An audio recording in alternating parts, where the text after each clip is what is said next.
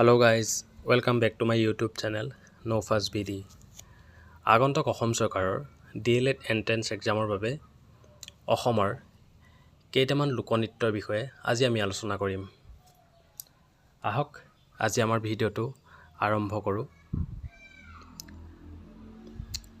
আজি আমাৰ 1 নম্বৰ স্থানত থকা প্ৰশ্নটো হ'ল গুমৰাগ নৃত্য কোন জনজাতীয় লোকে পালন কৰে?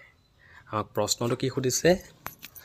গুমৰাগ নৃত্য কোন জনজাতীয় লোকে পালন কৰে? আপোনালোকে কোনোবাই জানে নেকি? জানে যদি আমাক জনাওকচোন। গুমৰাগ নৃত্য কোন জনজাতীয় লোকে পালন কৰে?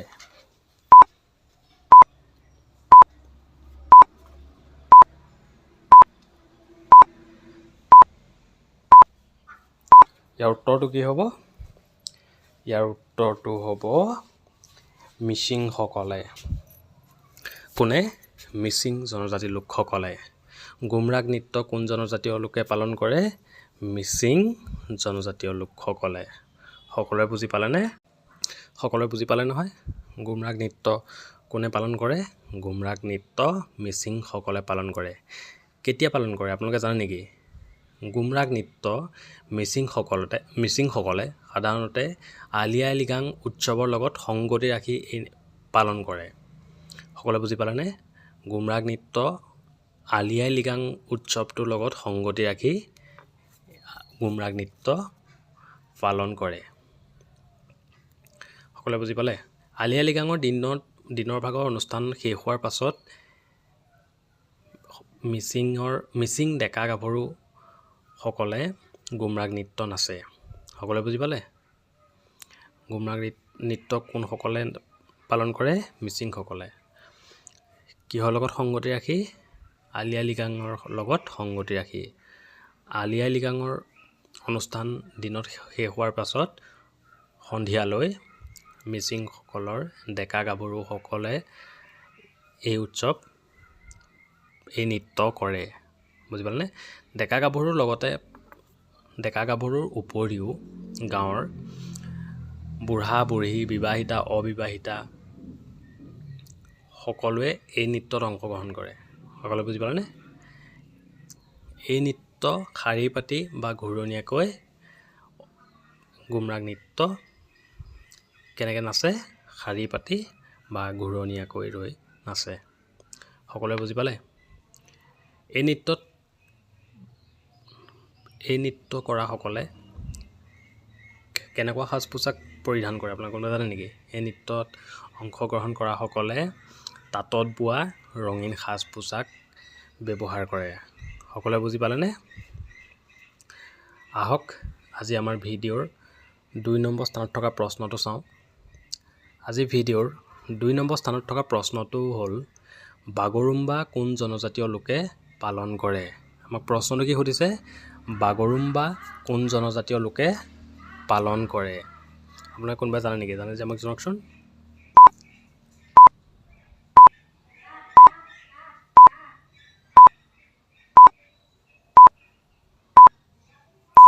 ইয়াৰ উত্তৰটো কি হ'ব?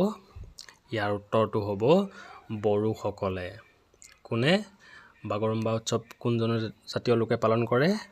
বড়ো জনজাতীয় লোকসকলে বাগৰুম্বা নৃত্য বা বাগৰুম্বা উৎসৱ পালন কৰে।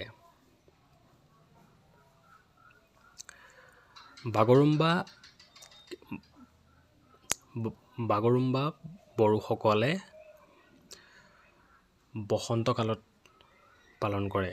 কেতিয়া পালন কৰে? বসন্ত কালত। সকলোৱে বুজি পাইছেনে?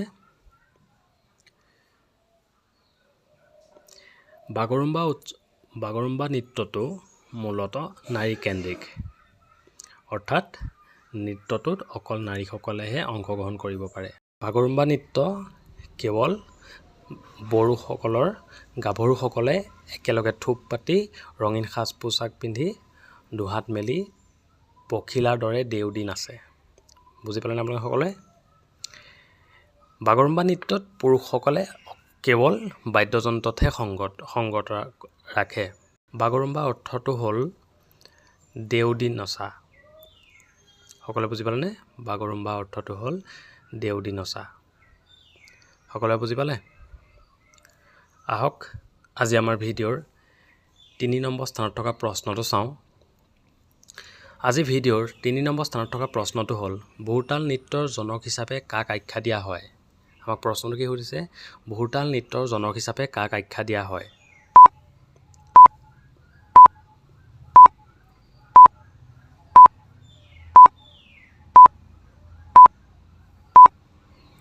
ইয়াৰ উত্তৰটো কি হ'ব? ইয়াৰ উত্তৰটো হ'ব বৰপেটাৰ নৰহৰি বুঢ়া ভকতক। কাক? বৰপেটাৰ নৰহৰি বুঢ়া ভকতক। সকলোৱে বুজি পালেনে? ভোৰতাল নৃত্যৰ জনক হিচাপে কাক আখ্যা দিয়া হয়? বৰপেটাৰ নৰহৰি বুঢ়া ভকতক। সকলোৱে বুজি পালে?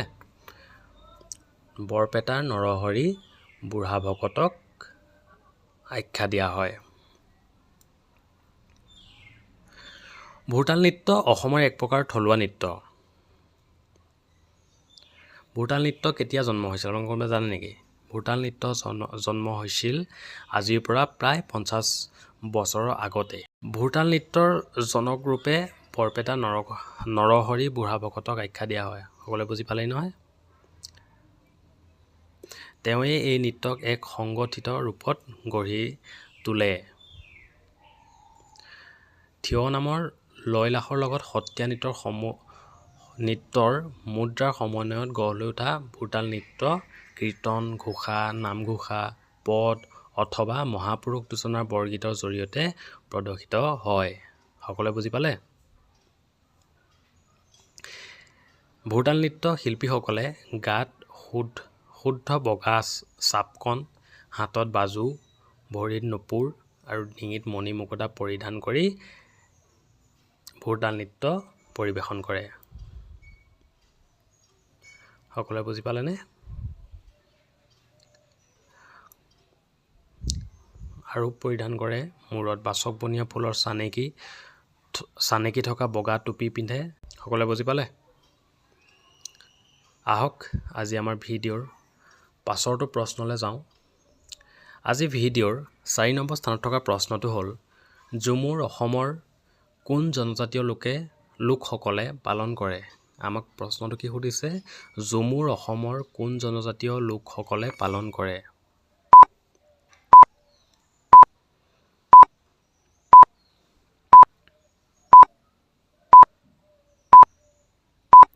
ইয়াৰ উত্তৰটো কি হ'ব? ইয়াৰ উত্তৰটো হ'ব চাহ জনজাতীয় লোকসকলে। কোনে পালন কৰে? চাহ জনজাতীয় লোকসকলে। অসমৰ চাহ জনজাতীয় লোকসকলে ঝুমুৰ নৃত্য কেতিয়া পৰিৱেশন কৰে? ভাদ মাহৰ শুক্লা একাদশী তিথিত উদযাপিত চাহ জনজাতিসকলৰ কৰম পূজাৰ অংগৰূপে ঝুমুৰ নৃত্য প্ৰদৰ্শন কৰে। সকলোৱে বুজি পালেনে? ঝুমুৰ নৃত্য মূলতে স্ত্ৰী প্ৰধান হ'লেও পুৰুষেও ঝুমুৰ নৃত্যত অংশগ্ৰহণ কৰে। আপোনালোকে সকলোৱে দেখিছে ঝুমুৰ নৃত্যত নাচনীসকলে একেলগে হাতত ধৰা-ধৰি কৰি এটা দীঘলীয়া শাৰীৰ সৃষ্টি কৰে। প্ৰথমগৰাকী নাচনীয়ে নিজৰ সোঁহাতৰ আঙুলিটো দ্বিতীয়গৰাকী নাচনীৰ বাওঁ হাতৰ আঙুলিত সুমুৱাই নাচে। সাধাৰণতে ডেকা-গাভৰুৱে অংশ লোৱা ঝুমুৰ নৃত্যত ডেকাই ঢোল, মাদল, তাল, বাঁহী আদি বাদ্য বজায় আৰু ঝুমুৰ গীত গায়। সকলোৱে বুজি পালে? আহক আজি আমাৰ ভিডিঅ'ৰ অন্তিমটো প্ৰশ্ন চাওঁ। আজি ভিডিঅ'ৰ অন্তিমটো প্ৰশ্ন হ'ল কোন চনত অসমৰ সত্ৰীয়া নৃত্যক ভাৰতৰ অন্যতম শাস্ত্ৰীয় নৃত্যৰূপে স্বীকৃতি দিয়া হয়? প্ৰশ্নটো কি সুধিছে? কোন চনত অসমৰ সত্ৰীয়া নৃত্যক ভাৰতৰ অন্যতম শাস্ত্ৰীয় নৃত্যৰূপে স্বীকৃতি দিয়া হয়?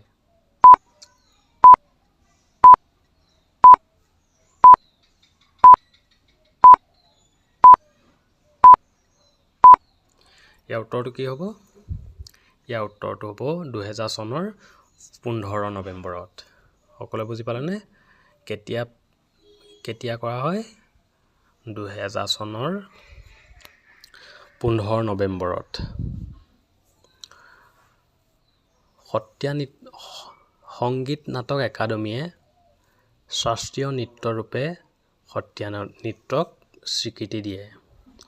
কোনে স্বীকৃতি দিয়ে?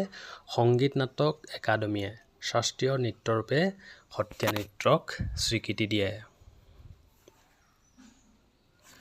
সত্ৰীয়া শব্দটোৰ অৰ্থ কোনোবাই জানে নেকি? সত্ৰীয়া শব্দটো ক'ৰ পৰা আহিছে? সত্ৰীয়া শব্দটো সত্ৰৰ পৰা আহিছে। আগতে অসমৰ সত্ৰসমূহতে ঘাইকৈ এই নৃত্যৰ চৰ্চা আৰু অনুশীলন হৈছিল। মহাপুৰুষ শ্ৰীমন্ত শংকৰদেৱে প্ৰতিষ্ঠা কৰা সত্ৰসমূহৰ জৰিয়তে পঞ্চদশ শতিকাৰ শেষৰ ফালে অংকীয়া সকলোৱে বুজি পালে নহয়? অসমৰ সত্ৰসমূহতে ঘাইকৈ এই নৃত্যৰ চৰ্চা আৰু অনুশীলন হৈছিল। ধন্যবাদ। কাইলৈ আমি পুনৰ এটা নতুন টপিকত ভিডিঅ' বনাম। আপোনালোকে ভিডিঅ'সমূহ পাবৰ বাবে আমাৰ চেনেলটো প্লিজ ছাবস্ক্ৰাইব কৰি থ'ব। আৰু যদি আপোনালোকে আমাৰ ভিডিঅ'টো চাই ভাল পালে আমাক লাইক কমেণ্ট কৰি জনাবলৈ নাপাহৰিব। আৰু লগতে আপোনাৰ বন্ধুবৰ্গৰ মাজত ভিডিঅ'টো শ্বেয়াৰ কৰিবলৈ নাপাহৰিব। ধন্যবাদ। আগলৈ এনেকুৱা ধৰণৰ প্ৰয়োজনীয় ভিডিঅ'সমূহ পাই থাকিবৰ বাবে আমাৰ চেনেলটো please like comment share and subscribe কৰি বেল আইকনটো অন কৰি দিব। ধন্যবাদ। আজিলৈ এৰিছোঁ। বাই।